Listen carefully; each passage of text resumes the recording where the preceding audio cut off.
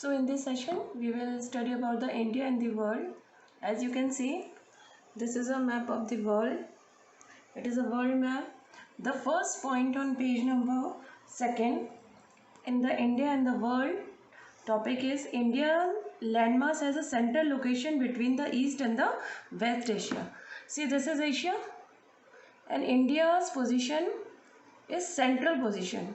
West Asia and East Asia में India किस position पे है? सेंट्रल पोजीशन पर है. पूरे एशिया में इंडिया की पोजीशन सेंट्रल पोजीशन है. Asia, West Asia and East Asia. Moreover India क्या है? एशिया. ये जो पूरा एशिया दिख रहा है, इस एशिया का साउथवर्ड नीचे की तरफ एक्सटेंशन है. Southward extension is India. So southward extension of Asia is India.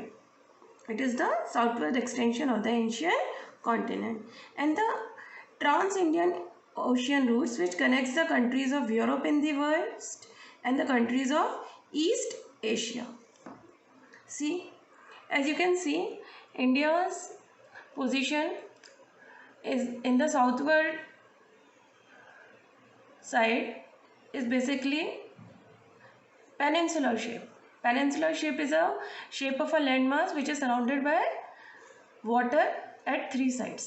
Three sides पे इंडिया के वाटर कैसे? ईस्ट साइड में आपके है west Bay of Bengal, west में अरेबियन सी, नीचे इंडियन ओशन. तो इंडिया का ये जो जितना भी कोस्ट लाइन है ये ओशियन रूट्स देता है, इंडिया को कनेक्ट करता है किससे? पूरे वर्ल्ड से. आप देखिए इस साइड ये एशिया से, ऑस्ट्रेलिया से, यहाँ से कनेक्ट हो जाएगा इंडिया. और इंडिया का connection Africa, Europe and West Asia से कनेक्शन है. तो this is how this centralized location of India in the Asian continent is very important. It actually make India to share its connection with Africa, Europe and West Asia on the west side, and in the east side the East Asia, Australia and the other countries. Got it? Note that the Deccan Peninsula protrudes into the Indian Ocean and thus helping India to establish close contact with all these countries. No other country has a long coastline on the India. No other country has a long coastline as India, and it is India's eminent position in the Indian Ocean which basically justifies the naming of the Indian Ocean on the India. क्योंकि India की position इतनी eminent है, according to the sea routes it is actually making connections with maximum countries. That's why the Indian Ocean actually named after a country called India. So India के नाम पर Indian ocean का naming हुआ, वो India की इस eminent position की वजह से ही हुआ है. तो ये सारे पॉइंट्स आप एक क्वेश्चन आता है कवर कर सकते हैं कि इंडिया की एमिनेंट पोजीशन जो है उसको जस्टिफाई करिए. इंडियन ओशियन का नाम किस तरीके से इंडिया के ऊपर पड़ा वो बताइए. तो इस तरह के क्वेश्चंस हैं जो कि कवर होते हैं इसके अंदर. नेक्स्ट जो आपका आता है वो टॉपिक है कि इसी के अंदर इंडिया एंड द वर्ल्ड में इंडिया के जो कॉन्टैक्ट हैं वर्ल्ड के थ्रू वो बहुत पहले से, बहुत एजेस से चल रहे हैं. सी रूट तो बाद में डिस्कवर हुआ, पहले लैंड रूट्स के थ्रू इंडिया का कनेक्शन वर्ल्ड से था. बल्कि पैसेजेस के थ्रू कनेक्शन था और ओशियंस क्या करते थे? रिस्ट्रिक्ट कर देते थे, क्योंकि तब तक कोई सी रूट एक्सप्लोर नहीं हुआ था. तो एजेस, बहुत पुराने टाइम से, एंशियंट टाइम से ही इंडिया का कनेक्शन दूसरी जगहों से लैंड रूट्स के थ्रू रहा है.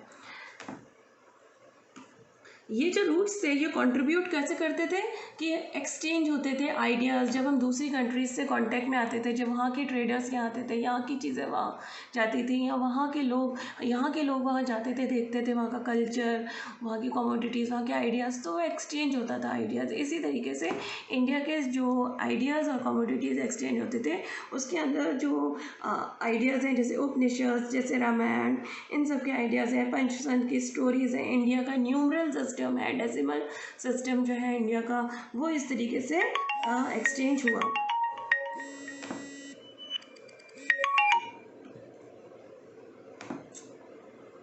की पोजीशन इतनी एमिनेंट है. According to the sea routes it is actually making connections with maximum countries.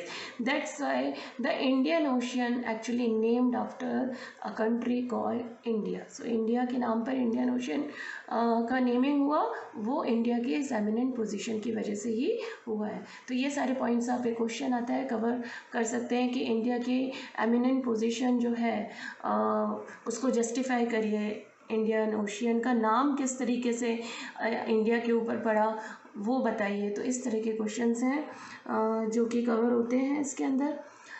Next जो आपका आता है वो टॉपिक है कि इसी के अंदर इंडिया एंड द वर्ल्ड में इंडिया के जो कॉन्टैक्ट हैं वर्ल्ड के थ्रू वो बहुत पहले से बहुत एजेस से चल रहे हैं. सी रूट तो बाद में डिस्कवर हुआ, पहले लैंड रूट्स के थ्रू इंडिया का कनेक्शन वर्ल्ड से था.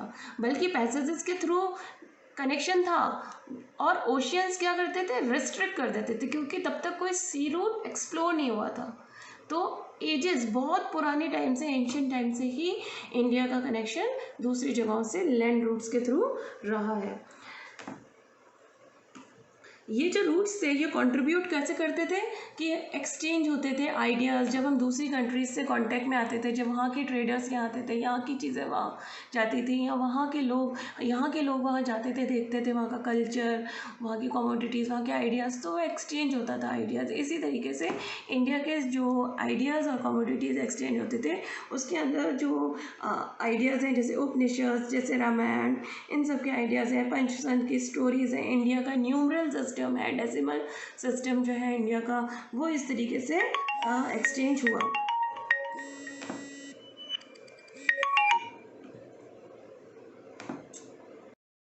और जो काफ़ी चीज़ें एक्सचेंज हुई उनके नेम हैं, जैसे स्पाइसेस हैं, जैसे मसलिन एक टाइप का फैब्रिक होता है वो एक्सचेंज हुआ, ट्रेडिंग हुई मर्केंडाइज की, और इन काफ़ी इस तरह की चीज़ें हमने भी ये सब चीज़ें दी तो वहाँ से हमने काफ़ी सारी चीज़ें भी शेयर करी. जैसे ग्रीक का स्कल्पचर, आर्किटेक्चरल स्टाइल्स जो डोम के हैं, मिनरेट्स हैं, मिनरेट्स जैसे जो टॉम के नीचे जो पिलर शेप्स होते हैं, that is slender tower of it is a part of mosque actually which is actually been influenced by the Greek style जो वेस्ट एशिया से आए.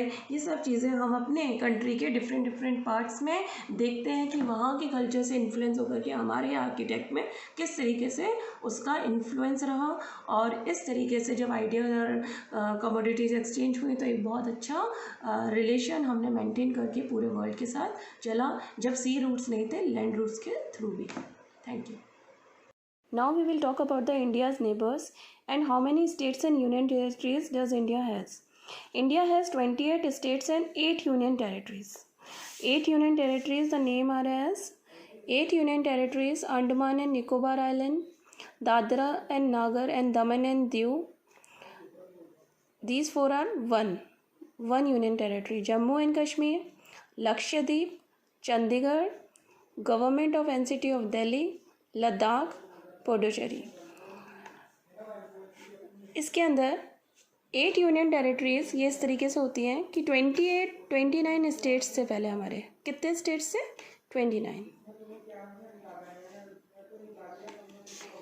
29 स्टेट्स तेलंगाना को मिलाकर थे. फिर अभी 31 अक्टूबर 2019 को जम्मू एंड कश्मीर को स्प्लिट करके लद्दाख स्प्लिट कर दिया जम्मू एंड कश्मीर को 2 में डिवाइड कर दिया, जम्मू कश्मीर एंड लद्दाख. तो जब जम्मू एंड कश्मीर स्टेट को हटाया तो स्टेट्स कितने हो गए, 28 स्टेट्स. और पहले यूनियन टेरिटरी थी 7. तो 28 स्टेट्स हट करके जब 2 यूनियन टेरिटरीज में डिवाइड हो गया, जम्मू कश्मीर और लद्दाख, तो ऐड होकर के कितनी हो गई, 29. बट उसके बाद Daman and Diu and Dadra and Nagar को एक यूनियन टेरिटरी कर दिया. तो that's how we have 8 union territories, 28 states and 8 union territories India has. And the list of the union territories I have already shown you, and the list of the states in the new book, it would be bifurcated like this. This is Ladakh and this is Jammu and Kashmir. this is the old book, so in the new book you will definitely see this. If not, then see a new map in on internet. You will be able to find it. So Jammu and Kashmir here and Ladakh would be here. These are two separated union territories. So we have 28 states and 8 union territories as per 31st October 2019, and these are the 28 states are like this. So this is Rajasthan, Gujarat, that you all know. And now let's talk about the neighbors. India's neighbors in the northwest side is Pakistan and Afghanistan, China, Nepal and Bhutan in north, Lakshadweep से नीचे जो मालदीव्स दिख रहा है, Maldives and Sri Lanka. Maldives and Sri Lanka in south, ये हमारे neighbours हैं. These are the neighbors. And Bangladesh and Myanmar.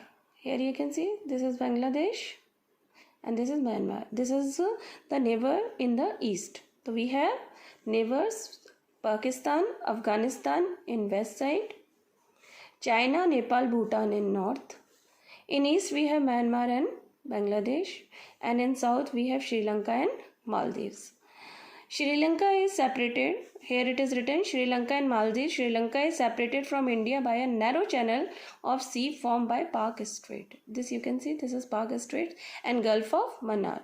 While Maldives are situated at the south of the, this is Lakshadweep, south of the Lakshadweep, Maldives is situated. India has a strong geographical and historical links with her neighbors. So we have already seen the neighbors of India. We know now the 28 states and 8 union territories. So that's all for this video. Thank you.